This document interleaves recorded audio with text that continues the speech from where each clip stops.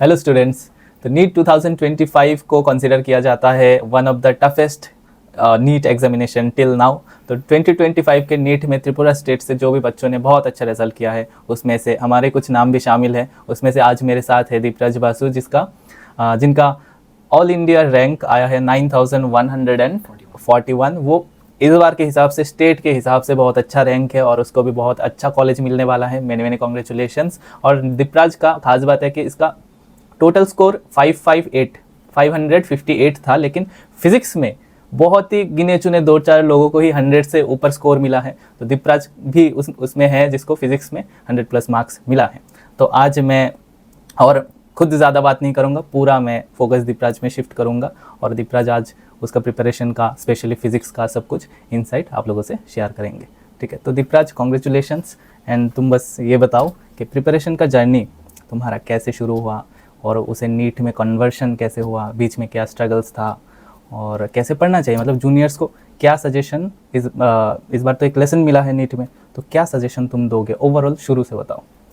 शुरू से मेरा तो प्रिपरेशन 2 इयर्स का ही था, फोकस 11 और 12। उससे पहले मैं फाउंडेशन लेवल तक था, बट नीट के लिए फुल फोकस करके कोर्स 11 और 12 में ही पढ़ा।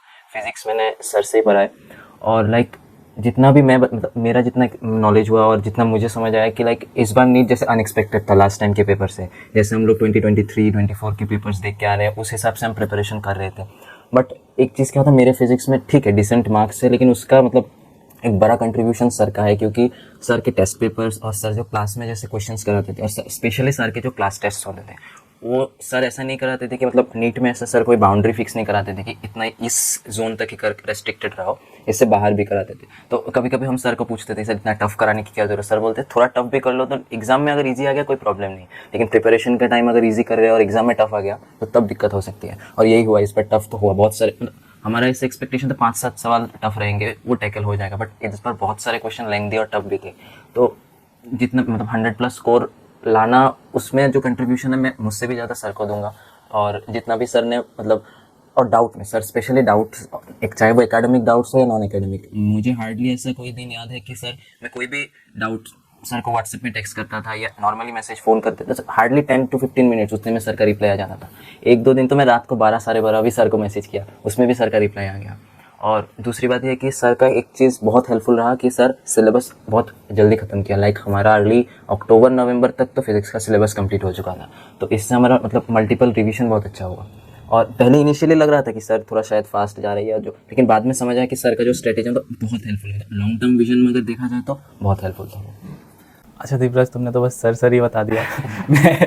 मैं ये बोलना चाहूँगा कि स्केच में जाते हैं, जैसे प्रिपरेशन में डाउन फील आया था क्या? हाँ, बहुत बार। वो चीज़ शेयर करो, कब आया था? इनिशियली जैसे फिजिक्स, अगर मैं सिर्फ फिजिक्स की बात ही करूँ तो इनिशियल चैप्टर पढ़ते वक्त लग जाता है कि नहीं इजी है, मैकेनिक्स इजीली स्टार्ट हुआ, काइनेमेटिक्स स्टार्ट हुआ। फिर धीरे धीरे जब मैकेनिक्स डीप में जा रहा है, एनएलएम आ रहा है, वर्क पावर आ रहा है, फिर रोटेशन आ रहा है, फिर वो सब सवाल पढ़ते वक्त तो ऐसे क्लास में लग जाता है कि हाँ मुझे समझ आ गया। लेकिन जब क्वेश्चन लेके बैठते हैं या फिर जब टेस्ट में क्वेश्चन देखते हैं और टाइम, सबसे बड़ा टाइम का रेस्ट्रिक्शन बन जाता है, तब बहुत प्रेशर आता है। और ऐसे बहुत बार लगा कि नहीं गिव अप कर दे या छोड़ दे। बट एक चीज़ क्या था कि हर वीकली सर के जितने भी 2-3 क्लासेस रहते थे, तो मान लो सर के क्लास करके आया, फिर 2 दिन में थोड़ा ऐसे डाउनफॉल हुआ कि नहीं समझ नहीं आ रहा, फिर वापस सर का क्लास किया, फिर वापस बूस्टअप हो गया, ऐसा होता है बहुत। और डाउनफॉल सिर्फ फिजिक्स में नहीं, मेरा बाकी सब्जेक्ट में भी ऐसा हो रहा था कि टेस्ट में कम नंबर आ रहे थे। बट एक चीज़ क्या आई थिंक कि कंसिस्टेंट कम नंबर भी आए तो लगे रहना चाहिए, फ्लो बनाए रखना चाहिए। जब डाउन टाइम आता है तो बच्चे जनरली गिव अप कर देते हैं, वो ना करके तब सर्वाइवल, वो मैं बोलता था क्लास में कि जब तुम्हारा टाइम ख़राब चल रहा है तब बस गिव अप मत करो, सर्वाइव कर जाओ, फिर तुम विनर हो। हाँ। ठीक है ना? और जैसे मैं टेस्ट का अगर बात बोलूँ तो उसमें टेस्ट 720 मार्क्स का जो टेस्ट है वो देने के लिए बच्चे पागल रहते हैं, पेरेंट्स भी। हाँ, फुल टेस्ट दो, नहीं तो कैसे, कितना मार्क्स आया बताओ। टीचर के घर के जो टेस्ट है उसको लेके बच्चों को जज किया जाता है बहुत ज़्यादा। तो इसमें क्या है, किस टाइप के टेस्ट देना चाहिए, कितना देना चाहिए?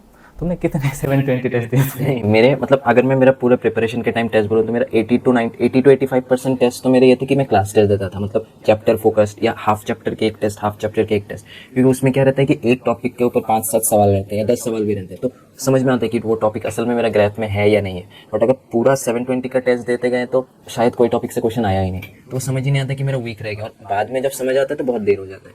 फिर ऐसा लगता है कि बहुत बैकलॉग जम गया है। तो इसीलिए फुल टेस्ट तो देना चाहिए, बट एक बार सिलेबस खत्म हो जाइए बीच बीच में। बाद में 2 महीना अगर लास्ट में तुम्हारा पीसफुल है, सिलेबस कंप्लीट है, हर एक दिन टेस्ट दो। महीने में 30 दिन में तुम 15 टेस्ट भी दे सकते हो। हाँ। एक दिन एनालाइज करो, दूसरे दिन फिर टेस्ट दो, तो क्या टेस्ट का तो कमी है ही नहीं। तो फिर इनिशियल डेज क्यों खराब करना है टेस्ट के चक्कर में। और अगर प्रॉपर एनालिसिस चाहिए तो 3 आवर के टेस्ट के लिए कम से कम 1 आवर का एनालिसिस है, उससे भी ज़्यादा चाहिए होता है। तो इसलिए बीच में बहुत सारे 720 टेस्ट दिए और उनका कोई मिस्टेक नोट डाउन नहीं किया, कोई एनालिसिस नहीं किया, कौन से क्वेश्चन स्टार्ट है उनका हिंट्स नहीं लिखा, तो कोई फायदा नहीं है ऐसे टेस्ट का। इसलिए छोटा छोटा टेस्ट देके अगर टॉपिक को स्ट्रॉन्ग करते गए तो आखिर में बहुत ईजी रहता है, मतलब फुल टेस्ट में बहुत स्मूथ चलता है भाई। और बाकी रिसोर्स का जो बात है, भी बच्चे कंफ्यूज रहते हैं आजकल ना। नीट का, जेई का तो मैं संभाल लेता हूँ, फिर भी नीट में क्या होता है, बच्चों का एक कोचिंग तो है नहीं यहाँ पे, सब्जेक्ट वाइज अलग। तो हर 2 दिन में कुछ ना कुछ लॉन्च हो जाता है, ये मटेरियल ये है तुम्हारे लिए सही, फिर कुछ दिन बाद एक और। लेकिन मेरे हिसाब से हम लोग जब इनिशियल डेज में, बच्चे आज तो नहीं जा रहे ना, जो स्कोर आज अच्छा आ रहा है ऐसा नहीं, पहले भी आते थे लोगों का, तो तब पहला एक किताब या एक रिसोर्स जो भी है वो येलो हो जाता था पढ़ते पढ़ते। हाँ। रिवाइज करते करते एक ही चीज़, एग्ज़ाम के पहले हफ्ते भी वही चीज़ पढ़ते थे बच्चे। अब बच्चों के पास इतना सारा चीज़ें हैं कि वो उसे पता ही नहीं क्या पढ़ना है, कौन से, मतलब कोई सिलेक्टेड सोर्सेस नहीं। हाँ ये भी अच्छा है वो भी अच्छा है, हर सर अलग अलग बता रहे हैं। तो इसमें तुमने क्या किया? मेरा मतलब इनिशियली, मतलब एग्जाम जब स्टार्टिंग में 11 स्टार्ट हो रहा था, मतलब 10th का एग्जाम खत्म हुआ, जस्ट 11 स्टार्ट हुआ, तब मेरा ये था कि अगर टीचर के घर में कुछ दे रहा है तो वो भी करना है सॉल्व, रेफरेंस बुक जो भी मार्केट में नीट के हैं वो भी करने हैं, फिर टफ लेवल के बुक्स भी करने हैं। फिर बाद में 1-2 महीना जाते जाते समझ में आया कि ऐसे करके, मतलब हाँ इनिशियल 5-6 महीने तक बहुत स्ट्रेस लोगे तो 4-5 किताब एक साथ हो जाएगा, लेकिन आखिर में जाते जाते कोई फायदा ही नहीं। अगर सेम क्वेश्चन 1 या 2 बार रिपीट ही नहीं हुआ तो वो क्वेश्चन करना और ना करना एक ही बात है। और मेरा ऐसा टारगेट रहता था कि मतलब सिलेक्टेड रिसोर्स, लाइक सर हमको एक शीट्स लाइक मतलब बुकलेट टाइप देते थे, उनमें बहुत सारे क्वेश्चंस रहते थे। तो मेरा ऐसा टारगेट रहता था कि हर क्वेश्चन में कम से कम 3 टिक्स तो आने हैं। और बहुत इंपॉर्टेंट जो है वो है क्लास के क्वेश्चंस, क्योंकि उनमें जो है एग्जैक्ट क्वेश्चन नहीं होते, उनमें टीचर्स मॉडिफाई करके देते हैं, कुछ कुछ डेटा अलग देते हैं, कॉन्सेप्ट थोड़ा डीप लेवल के रहते हैं। तो वो वाले क्वेश्चंस बार बार रिपीट करने होते हैं, ना कि अलग अलग किताब 5-6 किताब, क्योंकि एक मतलब सेम फार्मूला पुटिंग क्वेश्चन अगर 5 करो तो कोई ज़रूरत नहीं है। क्वालिटी बेस्ड अगर 1 या 2 सवाल 3-4 बार रिपीट हुआ तो अच्छी बात है। वो बहुत अच्छा लगा, मतलब वो स्ट्रेटेजी मैंने फॉलो किया। बताओ थोड़ा, क्लास कैसे हेल्प करता है मेरा? सर का क्लास ऐसा रहता है कि मतलब सर ऐसे नहीं, मतलब सर का क्लास, मतलब मैं ऑनेस्टली अगर बताऊं कि सर का क्लास करके बहुत अपने खुद से बहुत ज़्यादा टाइम क्लास में देता हूँ, रेदर देन नए नए मटेरियल्स बनाना ये सब। मैं अपने थिंकिंग इन्वेस्ट करता हूँ कि क्लास में कैसे थोड़ा सा वो इम्प्रूव करूँ, क्लास में कैसे डालूँ।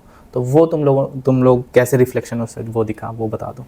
सर हमको हमेशा बोलते थे कि लाइक क्लास करके अगर खुश हो जाओ तो फिर फायदा नहीं है ऐसे। मतलब सर का क्लास कुछ क्लास तो इजी रहते हैं, समझ आता है, फ्लो में समझ आ जाता है, और कुछ क्लास ऐसे होते हैं कि मतलब क्लास खत्म करके घर जाके 3-4 घंटा तो अलग से और नोट्स पढ़ने पड़ते हैं कि क्या बताए, फिर रिकॉल करते हैं, फिर कुछ डाउट हुआ फिर वो रिकॉर्डिंग, सर का यही चीज़ था कि हर क्लास का रिकॉर्डिंग रहता था, मतलब कुछ, और अगर कुछ रिकॉर्डिंग नहीं भी मिलता सर को मैसेज करते, सर दे देते थे, तो वो पोर्शन फिर से देखते थे। और मतलब वर्क करना पड़ता है सर के क्लास के बाद, ऐसा नहीं कि घर जाओ और सीधा क्वेश्चन लेके बैठ जाओ, ऐसा नहीं। तो सर के क्लास के बाद खुद भी एक सेल्फ स्टडी करना होता है 1-1.5 घंटे का, उनमें से शॉर्ट नोट्स में अलग अलग इंपॉर्टेंट पॉइंट्स डालने होते हैं, फिर सवाल करने होते हैं। मतलब ईजी गोइंग क्लासेस हर क्लासेस नहीं होते, मतलब दिमाग में मतलब ऐसा होता है कि नहीं समझना है, मतलब फुल फोकस अगर नहीं रहा, 80-90% फोकस अगर नहीं रहा क्लास में, तो इसमें तो सर का क्लास छूट जाएगा, समझ में नहीं आएगा। और अगर एक बार फ्लो पकड़ लिया, लाइक किसी चैप्टर इनिशियल 1-2 लेक्चर सर के समझ में आएगा ना, उसके बाद तो बहुत स्मूथ जाता है, मतलब क्वेश्चन ऐसा लगता है कि नहीं बनते जा रहे, फिर कॉन्फिडेंस बिल्ड होता है। वो एक था। और सर के क्लास का और एक चीज़ था कि मतलब सर क्लास मिस नहीं करवाते थे, मतलब सर खुद तो नहीं करवाते, हम अगर कोई क्लास मिस होगा तो क्लास खत्म होते ही एक टेक्स्ट मैसेज आ जाएगा सर का, आज क्लास में क्यों नहीं आए। ऐसे 1-2 बार मेरे साथ भी हुआ था, फिर मैंने बोला सर ये तबीयत अच्छा नहीं है कुछ, फिर बोलते फिर रिकॉर्डिंग देख लो। ये बहुत मतलब स्ट्रिक्ट भी था और ये गाइडेंस बहुत हेल्पफुल रहा मेरे लिए। हाँ ये सब तो चलता रहता है, लेकिन ये तो कॉमन सी चीज़ें हैं। लेकिन मैं जो डिफ़िकल्टी तो है, चाहे रिज़ल्ट आ जाए या फिर कल आए, जो भी है। तो डिफ़िकल्टी है कि बच्चों में मैं शुरू से कोविड के बाद से पढ़ा रहा हूँ यहाँ पे, तो माइंडसेट कैसे दूँ, मेरा ये खुद का स्ट्रगल है कि बच्चों को लगता है या फिर पेरेंट्स को भी लगता है कि ठीक है कोचिंग ले लिया, अब दो सर मटेरियल दो सर, ये दो टेस्ट लो, महीने में 3-4।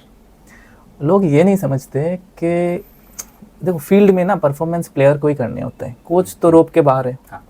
ठीक है, अब प्लेयर को अगर मैं फुटबॉल खरीद के दूं, सॉक्स खरीद के दूं, जूता खरीद के दूं, प्लेयर खेलना तो उसे है, खेलना मेन बात है। तो उसके लिए मैं बोलता हूँ कि माइंडसेट है वो चीज़, जो तुम्हें एग्जाम में रखता है। हाँ, लॉन्ग रन में तो माइंडसेट बहुत इंपॉर्टेंट है। लाइक इनिशियली मोटिवेशन स्पाइक दे देगा, 1 महीना 2 महीना तुम्हारा स्पाइक कि हाँ मैं नीट क्रैक कर लूंगा या जो भी एग्जाम कॉम्पिटिटिव का प्रिपेयर कर लूंगा, लेकिन लॉन्ग रन तक अगर कंसिस्टेंसी मेंटेन करना है तो वो एक माइंडसेट होना चाहिए होता है। मतलब खुद सेल्फ सेंटर्ड होना पड़ेगा, लाइक डाइल्यूट नहीं हो सकता तुम्हारा एनर्जी, लाइक तुम्हारा स्पिरिट अलग नहीं, मतलब ऐसा होता है कि लाइक किसी को देखते हैं हाँ ये तो थोड़ा कम पढ़ रहा होगा, ये थोड़ा ज़्यादा पढ़ रहा है। ये इफेक्ट भी है, कंपैरिजन और kind of FOMO type of बच्चों में बहुत ज़्यादा चलता है। मतलब सर्कल में फिट होने के लिए, लाइक ऐसे 4-5 फ्रेंड्स के सर्कल है, वहाँ फिट होने के लिए बोलते हैं हाँ मेरा भी बहुत बैकलॉग जम गया है, या मैं भी ये सब्जेक्ट मेरा वीक है, मतलब जस्ट वो फ्रेंड सर्कल में खुद को फिट करने के लिए बोलते हैं हाँ मेरा भी ये वीक है, केमिस्ट्री नहीं मुझे अच्छा नहीं लगता, इनऑर्गेनिक में तो एक्सेप्शन, लेकिन पढ़ना तो अल्टीमेटली सभी होता है, तो वो उसमें नहीं जाना, मतलब माइंडसेट फोकस रखना होता है। हाँ, और एग्ज़ाम को ज़्यादा सीरियसली भी नहीं लेना है। ज़्यादा सीरियसली ले लोगे कि होना ही होगा तो फिर वो तुम अपने आप में एक्स्ट्रा प्रेशर डाल रहे हो। हाँ, एक रिलैक्सेशन भी चाहिए होता है। हाँ बिल्कुल चाहिए। अगर मुझे क्वेश्चंस आते हैं तो एग्ज़ाम में हूँ, तो मेन तो चीज़ है पहले ये डेवलप करो कि क्वेश्चन को पढ़ के with in 2-3 minutes, with in 1 minute मैं कैसे इसके अंदर जाऊँ। बच्चों का प्रॉब्लम सॉल्विंग का 90% चीज़ ये है कि प्रॉब्लम के अंदर तुम पहले एंटर करो। बच्चे एंटर ही नहीं कर पाते तो फिर कैसे होगा, फिर रैंडमली कुछ भी लगा देते हैं, नहीं आते आंसर, मिस्टेक्स हो जाते हैं।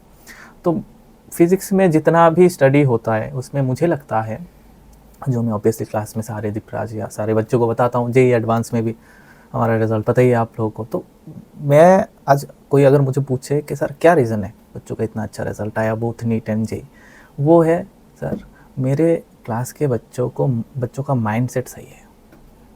कोई भी पर्टिकुलर चीज़ के पीछे मैं इनको भागने नहीं दिया, अगर भागता तो मैं बोला मेरी ज़रूरत नहीं है, तुम जाओ अपना करो, सिंपल सी बात है। और अगर माइंडसेट मेरे तरह रखना है तो मेरी बात सुना इन लोगों ने, और है रिज़ल्ट आज, फ्यूचर सही होगा। और एक बात मैं इनिशियली ऐड करूँगा, प्रेज वेज तो हो गया, सब लोग करेंगे अभी। 12th के बाद ये नहीं कि मेरा हो गया बस, अब 12th के बाद करियर शुरू होता है, ठीक है। तो इसमें आगे चल के जो मेहनत तुमने अभी तक किया वो और ज़्यादा करना है, बहुत सारा, ठीक है। तो बहुत ज़्यादा मेहनत करके करियर तो वो बनेगा कि बाय प्रोफेशन कुछ दिन बाद, कुछ साल बाद लोग पूछेंगे कि क्या है आपका लड़का क्या करता है, आपका लड़की क्या करता है। पेरेंट्स को ये तो पूछते लोग, वही सोसाइटी है। हम लोग क्या खुद को सोसाइटी में एस्टेब्लिश करने के लिए ये सब प्रिपरेशन वगैरह सब कुछ, मतलब तो लास्ट में यही है। तो वो सही रखना कि मैं कॉलेज में जाके वहाँ पे अपना बेस्ट दूँ, फिर से बेस्ट दूँ, और प्रोफेशनली एक इम्पैक्ट रखो अपने सोसाइटी में, वो बहुत इम्पॉर्टेंट है, ठीक है। बाकी मैनी थैंक यू, मैं लेंदी नहीं करूँगा। और कोई भी बच्चे अगर मान लो सर तो बोरिंग लगेंगे, सर तो हर दिन क्लास करवाते हैं, हर दिन एक ही बात बोलते जाते हैं, अगर लगे कि मैं दीपराज भैया से डायरेक्ट पूछूं, राजदीप भैया से डायरेक्ट पूछूं, तो पहले मैं फिर से मुझे बताओ, मैं तुम्हें कांटेक्ट करवा दूंगा। जो भी दर्द है अंदर, जो भी कन्फ्यूजन है, डायरेक्ट बात कर लेना, ठीक है। चलो बाय।